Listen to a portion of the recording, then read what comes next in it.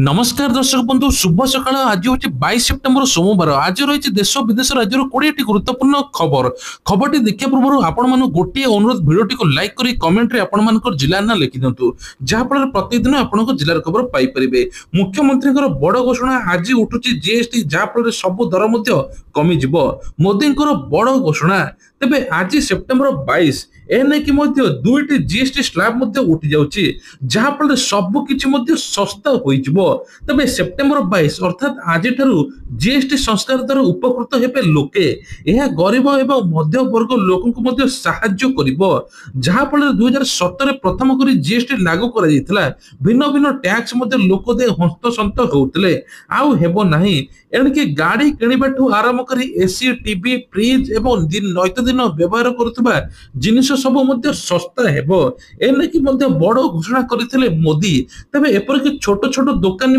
बेसी उपकृत हेबे बहुत लाभवान हे बोली कुआ जाउची जीएसटी दुईटी स्लैब उठला परे एथर 8 रु 10 हजार टका सब सस्ता होई जबो सेपटे गाड़ी कुआ जाउची जे पाखापाखि 10 रु 30 हजार टका पर्यंत सस्ता होई जबो एपटे कुआ जाउची जे लग्जरी कार्ड एवं लग्जरी गाड़ी गुड़िक आरंभ कर तंबाकू गुटखा टू आरंभ कर सब जिनिस 40% टैक्स लागिबो।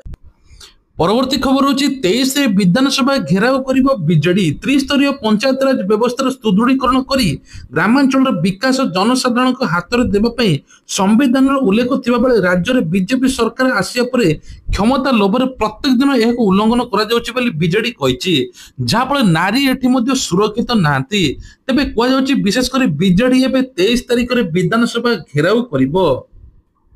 परवर्ती खबर रोचे आउ किछि दिन मां धरा बतरण करिवे जहाँफल एथर फिका पड़ी पारे 10 हरा तेबे आगु बड़ लघुचाप अच्छी एने पाणीपाग विज्ञान केन्द्र बहुत बड़ सूचना देइछि 23 तारिख टू लगातार वर्षा हेबो जहाँफल 3 तारिख पर्यंत रहियो बोली कुआ जाउछि एने 20 जिला को येलो अलर्ट करछि पाणीपाग विभाग विशेष कर केन्दुझर मयूरभंज कलाहांडी संबलपुर एवं कोरापुट रे प्रबल अति प्रबल वर्षा हेबो कुआपथर हेबो ता सहित 30 रु 40 किलोमीटर बेगर पवन बोहिबा सहित मत्स्यजीवी को समुद्र को जाय बारण कराइछि एवं तलिया अंचल को सतर्क रहिया पे कुआ जाइछि। परवर्ती खबर रोची एसएचजी महिला बड़ उपहार एथर एसएचजी महिला को सब प्रकार ऋण मिलिबो जहाँफल से आत्मनिर्भरशील होई परिबे एने उपमुख्यमंत्री प्रभाती परिडा सूचना दैछन्ती एसएचजी महिला को 10 लाख टंका पर्यंत बिना सुधरे ऋण मिलिबो जहाँफल से स्वावलंबी हेबा सहित निजे लक्षपति दीदी रे सामिल होई परिबे। एपटे मुख्यमंत्री मोहन चरण माझी कहिसन्ती राज्य रे 8 लाख महिला लक्षपति दीदी बनी सारिलेनी आउरी लक्ष्य अच्छी 25 लाख महिला किभली बनबे तेणु एसबू ऋण द्वारा से उपकृत हो निजे आत्मनिर्भरशील होगा सहित स्वावलंबी हो पारे। परवर्ती खबर होची श्रीमंदिर रे हेबो धाड़ी दर्शन जहाँफल साधारण भक्त प्रभु जगन्नाथ को भले भले दर्शन करिवो एने कि प्रशासन पक्षर बड़ घोषणा होईची तेबे कुआ जाउची एने आईन मंत्री पृथ्वीराज हरिचंदन कहिसन जे श्रीमंदिर रे धाड़ी दर्शन हेबा द्वारा श्रृंखलित दर्शन करिवे।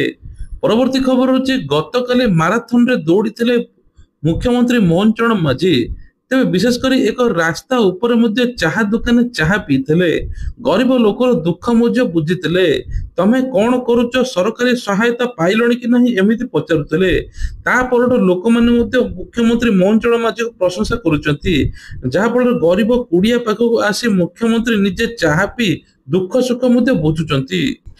परवर्ती खबर होची सुभद्रा टंका को लेकिन बड़ अपडेट सुभद्रा योजनार प्रथम किस्ती 3,69,019 जन द्वितीय किस्ती 5,42,804 जन तृतीय किस्ती 7,76,599 जन हिताधिकारी नाम कटि जाइथिया बेले 1,07,930 जन महिला नाम नूतन भाव जोड़ी होईची।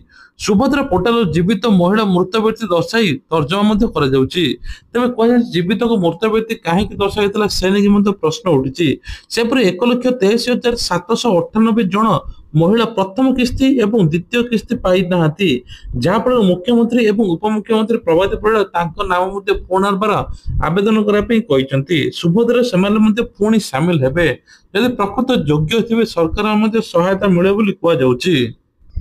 ପରବର୍ତ୍ତୀ ଖବର ହଉଛି ଏଥର ଏସସି ଏସଟି ବର୍ଗ ପାଇଁ ସ୍ୱତନ୍ତ୍ର ଥାନା ହେବ, ଯେକୌଣସି ଅସୁବିଧା ହେଲେ ତୁରନ୍ତ ମଧ୍ୟ ସମାଧାନ ହେବ। ଏନେଇ ସରକାର ପକ୍ଷରୁ ବଡ଼ ଘୋଷଣା ହେଇଛି, ଯାହା ଫଳରେ ଏସସି ଏସଟି ବର୍ଗ ପାଇଁ ସ୍ୱତନ୍ତ୍ର ଥାନା ହେବା ଦ୍ୱାରା ହଜାର ହଜାର ଲୋକ ମଧ୍ୟ ଉପକୃତ ହେବେ। ପରବର୍ତ୍ତୀ ଖବର ହଉଛି 27ରେ ଆସିବେ ମୋଦି, ଏନେଇକି ବଡ଼ ଘୋଷଣା ମଧ୍ୟ ଆଜି ରାତି ସୁଦ୍ଧା ଚୂଡ଼ାନ୍ତ ହେବ କହିଲେ ବିଜେପି ସଭାପତି ମନମୋହନ ସାମଲ। ବେଶୀ ସମୟ ନାହିଁ, ଯୁଦ୍ଧକାଳୀନ ଭିତରେ ପ୍ରସ୍ତୁତି କାର୍ଯ୍ୟକ୍ରମ ଚାଲିଛି। ସର୍ବଭାରତୀୟ ପ୍ରୋଗ୍ରାମ ଓଡ଼ିଶାରେ ଲଞ୍ଚ କରିବେ ପ୍ରଧାନମନ୍ତ୍ରୀ। ଯୁବ ସମାଜ ପାଇଁ ପ୍ରଧାନମନ୍ତ୍ରୀ ବଡ଼ ଘୋଷଣା କରିପାରନ୍ତି ବୋଲି କହିଛନ୍ତି ମନମୋହନ ସାମଲ। ସୁଭଦ୍ରା ଟଙ୍କାକୁ ନେଇକି ବଡ଼ ଅପଡେଟ୍। ଯେଉଁମାନେ ସୁଭଦ୍ରା ଟଙ୍କା ପାଇନାହାନ୍ତି ସେମାନଙ୍କ ସୁଭଦ୍ରା ଟଙ୍କା ଏଥର ମିଳିବ ବୋଲି କୁହାଯାଉଛି। ସୁଭଦ୍ରା ଯୋଜନାରେ ପ୍ରଥମ କିସ୍ତିରେ 3,69,000, ଦ୍ୱିତୀୟ କିସ୍ତିରେ 5 ଲକ୍ଷ ଏବଂ ତୃତୀୟ କିସ୍ତିରେ 7 ଲକ୍ଷ ଲୋକ ଏପର୍ଯ୍ୟନ୍ତ ନାଁ କଟିଯାଇଛି। 1,07,930 ଜଣ ମହିଳାଙ୍କ ନାମ ପୁନର୍ବାର ଯୋଡ଼ାଯାଇଛି, ଯାହାଫଳରେ ଉପମୁଖ୍ୟମନ୍ତ୍ରୀ ପ୍ରଭାତୀ ପରିଡ଼ା କହିଲେ ତାଙ୍କୁ ସବୁ ସୁଭଦ୍ରା ଟଙ୍କା ମିଳିବ। ଯେଉଁମାନଙ୍କୁ 21 ବର୍ଷ ହେଲାଣି ସେମାନେ ସୁଭଦ୍ରାର ଆବେଦନ କରିବେ, ଯେଉଁମାନଙ୍କୁ 60 ବର୍ଷ ହେଲାଣି ସେମାନେ ସୁଭଦ୍ରା ବାଦ୍ ମଧ୍ୟ ପଡ଼ିଛନ୍ତି, ସେମାନେ ଭତ୍ତା ଟଙ୍କା ପାଇଁ ଆବେଦନ କରିବେ, ଯାହାଫଳରେ ପ୍ରତି ମାସରେ ସେମାନେ ଭତ୍ତା ଟଙ୍କା ପାଇପାରିବେ। ଏପଟେ ଏସଏଚଜି ମହିଳାଙ୍କୁ ମଧ୍ୟ 10 ଲକ୍ଷ ଟଙ୍କା ଋଣ ଯୋଗାଇ ଦେବେ ବୋଲି ସରକାର ମଧ୍ୟ କହିଛନ୍ତି। ତା ସହିତ ଆଉ ଗୋଟେ ମଧ୍ୟ ବଡ଼ ଖବର କୁହାଯାଉଛି, ଏଥର ମହିଳାମାନଙ୍କୁ ମିଳିବ ମାଗଣା 2ଟି ଗ୍ୟାସ୍ ଏବଂ ପ୍ରତି ମାସରେ 25 ଟଙ୍କା। ଏନେକି ଦିଲ୍ଲୀ ସରକାର ବଡ଼ ଘୋଷଣା କରିଛନ୍ତି। କେବଳ ବିପିଏଲ ହିତାଧିକାରୀଙ୍କୁ ମିଳିବ ମାସକୁ 25 ଟଙ୍କା। ସେପଟେ ୟୁପି ସରକାର ଯୋଗୀ ଆଦିତ୍ୟନାଥ ମଧ୍ୟ ବଡ଼ ଘୋଷଣା କରିଛନ୍ତି, ସ୍କୁଲର ଛାତ୍ରଛାତ୍ରୀଙ୍କର ଅଭିଭାବକଙ୍କୁ ମିଳିବ 1250 ଟଙ୍କା। ପିଲାମାନଙ୍କର ପାଠ ପଢା ଖର୍ଚ୍ଚ ମିଳିବ ବୋଲି କୁହାଯାଉଛି। ତା ସହିତ ମେଧାବୀ ଛାତ୍ରୀଙ୍କୁ ଗୋଟିଏ ଲେଖାଏଁ ସ୍କୁଟି ମାଗଣା ମିଳିବ। ଯୋଉମାନଙ୍କର ଘର କଲେଜ ଠାରୁ ଦୂର ସେମାନେ ଭଲ ଷ୍ଟୁଡେଣ୍ଟ ଏବଂ ତା ସହିତ ମଧ୍ୟ ସେମାନେ ବହୁତ ଗରିବ, ତାଙ୍କର ଇନକମ ଜିରୋ, ତାଙ୍କୁ ଏକ ସ୍କୁଟି ମାଗଣା ଦେବେ ଯୋଗୀ ଆଦିତ୍ୟନାଥ ବୋଲି କହିଛନ୍ତି। ନୁହେଁ ବୋଲି କହିଲେ ମେୟର। ଆହୁରି ମଧ୍ୟ କହିଛନ୍ତି କାହା ସହିତ ଆଲୋଚନା ନକରି ଜିଲ୍ଲାପାଳ ଏଭଳି ନିଷ୍ପତ୍ତି କାହିଁକି ନେଲେ ମୁଖ୍ୟମନ୍ତ୍ରୀ ଜଣାଉଛୁ ଯେ କହିଲେ ବିଜେପି ସଭାପତି। ଅନ୍ୟପଟେ ଗତକାଲି ପଡିଆରେ ବାଲିଯାତ୍ରା ଆୟୋଜନ ନହେବା ଏବଂ ନିଷ୍ପତ୍ତିରେ ପ୍ରତିକ୍ରିୟା ଦେଇ କଟକ ବାରବାଟୀ ବିଧାୟକ ସୋଫାଇ ଫିରଦୋସ କହିଥିଲେ ଯେ ଉପର ପଡିଆରେ ବାଲିଯାତ୍ରା ଆୟୋଜନ ହେବା ଆବଶ୍ୟକ, କିଛି ନହେଲେ ପ୍ରତିତ୍ମାତ୍ମକ ଭାବେ ବାଲିଯାତ୍ରା ହେବା ଆବଶ୍ୟକ। ଏହା କଟକବାସୀଙ୍କ ପାଇଁ ଭାବ ବେଗର ବିଷୟ। ମୁଁ ଏନେଇକି ଜିଲ୍ଲା ପ୍ରଶାସନ ସହିତ ଆଲୋଚନା କରିବି। ନଭେମ୍ବର 5ରୁ 12 ତାରିଖ ପର୍ଯ୍ୟନ୍ତ 8 ଦିନ ଧରି ଚାଲିବ ବାଲିଯାତ୍ରା। ଚଳିତ ବର୍ଷ କେବଳ ତଳ ବାଲିଯାତ୍ରା ପଡିଆରେ ବାଲିଯାତ୍ରା ଅନୁଷ୍ଠିତ ହେବ ବୋଲି ସୂଚନା ଦେଇଥିବା ବେଳେ ଏବେ କହୁଛନ୍ତି ଉପର ପଡିଆରେ ମଧ୍ୟ ବାଲିଯାତ୍ରା ହେବ। ପରବର୍ତ୍ତୀ ଖବର ହଉଛି ଆଧାର କାର୍ଡକୁ ନେଇକି ବଡ ଅପଡେଟ। ଆଧାର କାର୍ଡ ସମ୍ପର୍କରେ ସରକାର ଏକ ନୂଆ ନିୟମ ଜାରି କରିଛନ୍ତି। ଯଦି ଆପଣଙ୍କର ନୂଆ ଆଧାର କାର୍ଡ କରିବା ପାଇଁ ଚାହୁଁଛନ୍ତି, ଆଧାର କାର୍ଡରେ କୌଣସି ପରିବର୍ତ୍ତନ କରିବା ପାଇଁ ଚାହୁଁଛନ୍ତି, ତେବେ ଏହି ନିୟମ ବିଷୟରେ ଆପଣ ଜାଣିବା ଅତ୍ୟନ୍ତ ଗୁରୁତ୍ୱପୂର୍ଣ୍ଣ। ତେବେ କେନ୍ଦ୍ର ସରକାର ଆଧାର କାର୍ଡ ସମ୍ପର୍କ ଗୁରୁତ୍ୱପୂର୍ଣ୍ଣ ନିଷ୍ପତ୍ତି ନେଇଛନ୍ତି। ନୂତନ ପଞ୍ଜୀକରଣ ବା ବାୟୋମେଟ୍ରିକ ଅପଡେଟ ପାଇଁ ପିଲା ବା କିଶୋର ମାନଙ୍କୁ କୌଣସି ପ୍ରକାର ଶୁଳ୍କ ନିଆଯିବ ନାହିଁ। ବର୍ତ୍ତମାନ ସୁବିଧା ପାଇଁ 50 ଟଙ୍କା ଆଦାୟ କରାଯାଉଥିଲା, ଏବେ କୁହାଯାଉଛି 5ରୁ 7 ବର୍ଷ ବା 15ରୁ 17 ବୟସର ପିଲାମାନଙ୍କ ପାଇଁ ଏହା ଲାଗୁ ହେବ, ଯାହାଫଳରେ ସେମାନେ ମାଗଣାରେ ମଧ୍ୟ ସବୁ କିଛି ଅପଡେଟ କରିପାରିବେ। ପରବର୍ତ୍ତୀ ଖବର ହଉଛି ଦୀର୍ଘ ଦିନ ହେବ ଚର୍ଚ୍ଚା ହୋଇ ଆସୁଥିଲା ଖୁବ୍ ଶୀଘ୍ର ବଦଳି ପାରେ ମୋହନ କ୍ୟାବିନେଟ। କିଛି ଦିନ ବିବାଦୀୟ ମନ୍ତ୍ରୀକୁ ହଟାଯିବା ସହିତ ନୂଆ ମୁହଁକୁ ମନ୍ତ୍ରିମଣ୍ଡଳରେ ସାମିଲ କରାଯିବା ନେଇ ଚର୍ଚ୍ଚା ହେଇ ଆସୁଥିଲା। ହେଲେ ଏହି ଚର୍ଚ୍ଚାରେ ପୂର୍ଣ୍ଣଚ୍ଛେଦ ଟାଣିଛନ୍ତି ରାଜ୍ୟ ବିଜେପି ସଭାପତି ମନମୋହନ ସାମଲ। ତେବେ କହିଛନ୍ତି ରାଜ୍ୟରେ ହେବନି ମନ୍ତ୍ରିମଣ୍ଡଳ ସମ୍ପ୍ରସାରଣ। ଆଜି ସମ୍ବଲପୁର ଗସ୍ତ ବେଳେ ମନମୋହନ ସାମଲ ମନ୍ତ୍ରିମଣ୍ଡଳ ଅଦଳ ବଦଳ ନେଇ ଗୁରୁତ୍ୱପୂର୍ଣ୍ଣ ସୂଚନା ଦେଇଛନ୍ତି। ମନମୋହନ କହିଛନ୍ତି ଯେ ନିଗମ ଆଉ ବୋର୍ଡ ପାଇଁ ଏକ ଯୋଜନା ଚାଲିଛି। ଖୁବ୍ ଶୀଘ୍ର ସମ୍ବଲପୁର ଜିଲ୍ଲା ସଭାପତି ଚୟନ ହେବ, ହେଲେ ମନ୍ତ୍ରିମଣ୍ଡଳ ଅଦଳ ବଦଳ ହେବନି ବୋଲି ସୂଚନା ଦେଇଛନ୍ତି। ଏଯାଏ ମନ୍ତ୍ରିମଣ୍ଡଳରେ 6ଟି ମନ୍ତ୍ରୀ ପଦ ଖାଲି ପଡିଛି। କିଛି ମନ୍ତ୍ରୀ ଏକାଧିକ ପୋଷ୍ଟ ମାଡି ବସିଥିଲେ ବି ମନ୍ତ୍ରିମଣ୍ଡଳ ଅଦଳ ବଦଳ ହେଇନି। ତେଣୁ ଚର୍ଚ୍ଚା ହେଉଥିଲା ମନ୍ତ୍ରିମଣ୍ଡଳ ଅଦଳ ବଦଳ କରିବା ପାଇଁ, କିନ୍ତୁ ମନମୋହନ ଆଜି କହିଛନ୍ତି ଯେ ମନ୍ତ୍ରିମଣ୍ଡଳ ଆଉ ଅଦଳ ବଦଳ ହେବ ନାହିଁ। ପରବର୍ତ୍ତୀ ଖବର ହଉଛି 125 ପୋଲିସ ହୋମଗାର୍ଡ ପଦବୀ ପାଇଁ 7,281 ପରୀକ୍ଷାର୍ଥୀ ଅଛନ୍ତି ସାମିଲ। ତେବେ କୁହାଯାଉଛି ଯେ ମାତ୍ର 125ଟି ପଦବୀ ବାହାରିଛି। ଏଥିପାଇଁ 7,281 ଜଣ ପିଲା ଆବେଦନ କରିଛନ୍ତି। ଏହି ହୋମଗାର୍ଡ ପଦବୀ ପାଇଁ ଶିକ୍ଷାଗତ ଯୋଗ୍ୟତା 5ମ ପାସ୍ ରହିଥିବା ବେଳେ ଏଥିରେ ଗ୍ରାଜୁଏଟ ଏବଂ ସ୍ନାତକୋତ୍ତର ଭଳି ମଧ୍ୟ ଉଚ୍ଚ ଶିକ୍ଷିତ ପିଲା ରବିବାର ଦିନ ଅନୁଷ୍ଠିତ ପରୀକ୍ଷା ଦେଇଛନ୍ତି। 125ଟି ପଦବୀ ପାଇଁ 7,281 ପିଲା ଆବେଦନ କରିଥିବା ସମସ୍ତଙ୍କୁ ଆଶ୍ଚର୍ଯ୍ୟ କରିଛି। ତେବେ କୁହାଯାଉଛି ସେଥିମଧ୍ୟରୁ 5,690 ପିଲା ଲିଖିତ ପରୀକ୍ଷା ଦେଇଥିବା କୋରାପୁଟ ପୁଲିସ ପକ୍ଷରୁ ମଧ୍ୟ କୁହାଯାଇଛି। ପ୍ୟାନ କାର୍ଡକୁ ନେଇକି ବଡ ଅପଡେଟ। ଯେଉଁମାନଙ୍କର ପ୍ୟାନ କାର୍ଡରେ ଆଧାର କାର୍ଡ ଲିଙ୍କ ନାହିଁ, ତୁରନ୍ତ ତାଙ୍କ ପ୍ୟାନ କାର୍ଡ ଆଉ ସରକାରୀ ସ୍ତର ବା ବେସରକାରୀ ସ୍ତରରେ କାମ ହେବ ନାହିଁ ବା ଲୋନ ସେମାନେ ନେଇପାରିବେ ନାହିଁ। ତୁରନ୍ତ ପ୍ୟାନ କାର୍ଡ ଇନଭ୍ୟାଲିଡ ହେଇଯିବ। ତେଣୁ ଏନେଇ ସରକାର କହିଛନ୍ତି ଡିସେମ୍ବର 31 ପୂର୍ବରୁ ଆପଣମାନେ ଆଧାର କାର୍ଡ ଲିଙ୍କ କରିଦିଅନ୍ତୁ ପ୍ୟାନ କାର୍ଡ ସହିତ। ଯଦି ନ କରିଥିବେ ଆପଣଙ୍କୁ 10,000 ଟଙ୍କା ପର୍ଯ୍ୟନ୍ତ ଜୋରିମାନା ମଧ୍ୟ ଗଣା ଯାଇପାରେ ବୋଲି କୁହାଯାଉଛି। ତେଣୁ ତା ପୂର୍ବରୁ ଆପଣମାନେ କରାଇ ନିଅନ୍ତୁ। ଏନେକି ସରକାର ମଧ୍ୟ ବଡ ଘୋଷଣା କରିଛନ୍ତି। ପରବର୍ତ୍ତୀ ଖବର ହଉଛି ଗୋଟିଏ କ୍ଲିକ ରେ ମିଳିବ ଇପିଏଫଓ ଟଙ୍କା।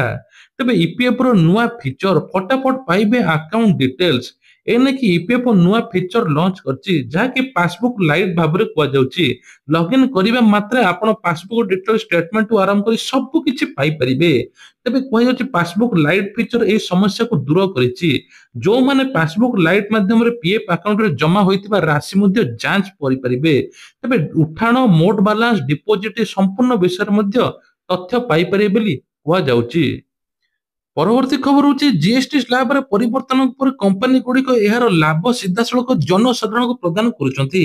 ଅମୁଲ ବ୍ରାଣ୍ଡ ଅଧୀନରେ ଦୁଗ୍ଧଜାତ ଦ୍ରବ୍ୟର ବଜାର ଉପରେ ଏବେ ଜିସିଏମଏମଏଫ ଶନିବାର ଦିନ ଘିଅ, ବଟର, ଆଇସ୍କ୍ରିମ, ବେକେରୀ ଏବଂ ଫ୍ରୋଜେନ ସ୍ନାକ୍ସ ସମେତ 700ରୁ ଅଧିକ ପ୍ରଡକ୍ଟର ଖୁଚୁରା ମୂଲ୍ୟ ହ୍ରାସ କରିଛି। ତେବେ କୁହାଯାଉଛି ଯେ କ୍ଷୀରରେ ତିଆରି ଯେତିକ ସବୁ ଜିନିଷ ସବୁ କିଛି କମ ମୂଲ୍ୟରେ ମିଳିବା ପାଇଁ ଯାଉଛି। କୁହାଯାଉଛି ଯେ 30 ଟଙ୍କା ମଧ୍ୟ ପ୍ରତିଟି ପ୍ୟାକେଟରେ ମଧ୍ୟ ହ୍ରାସ ହୋଇଛି।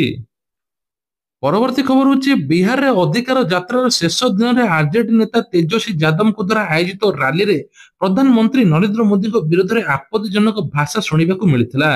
ମହୁଆରେ ତେଜସ୍ୱୀ ଯାଦବ ରାଲି ସମୟରେ ମଞ୍ଚ ତଳୁ ପ୍ରଧାନମନ୍ତ୍ରୀଙ୍କ ବିରୋଧରେ ଗାଳି ଗୁଳଜ ଶୁଣାଇଥିଲେ।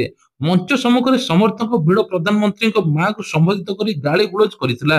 ତେବେ ବିଜେପି ଏହାର କଡା ବିରୋଧ କରିଛି। ବିଜେପି ତେଜସ୍ୱୀ ଦଳକୁ ମଧ୍ୟ ଅପମାନଜନକ ଆରଜେଡି ବୋଲି କହି ଏହାକୁ ଆରଜେଡି ବୋଲି କହି ଏହାକୁ ଗଣତନ୍ତ୍ର ଗମ୍ଭୀର ଅପମାନ କରିଛି। ଆରଜେଡି ଏବଂ ଏହି ଘଟଣା ଉପରେ ସ୍ପଷ୍ଟୀକରଣ ଜାରି କରିଛି। ଆରଜେଡି କହିଛି ଯେ ଭିଡିଓ ସହିତ ଛେଡଛାଡ କରାଯାଇଛି। ଦରଭଙ୍ଗାରେ ରାହୁଲ ଗାନ୍ଧୀ ଭୋଟର ଅଧିକାର ଯାତ୍ରା ଶେଷ ହେବା ଦିନ ପ୍ରଧାନମନ୍ତ୍ରୀ ମୋଦି ଏବଂ ତାଙ୍କ ମାଙ୍କୁ ଦୁର୍ବ୍ୟବହାର କରାଯାଇଥିଲା। ଆଉ ଏବେ ପୁଣି ତେଜସ୍ୱୀ ଯାଦବ ବିହାର ଅଧିକାର କରି ଯାତ୍ରା ଶେଷ ହେବା ଦିନ ମହୁଆରେ ଭିଡ ମଧ୍ୟରୁ ପ୍ରଧାନମନ୍ତ୍ରୀଙ୍କୁ ମଧ୍ୟ ସମ୍ମାନ ଦୁର୍ବ୍ୟବହାର କରାଯାଇଥିଲା।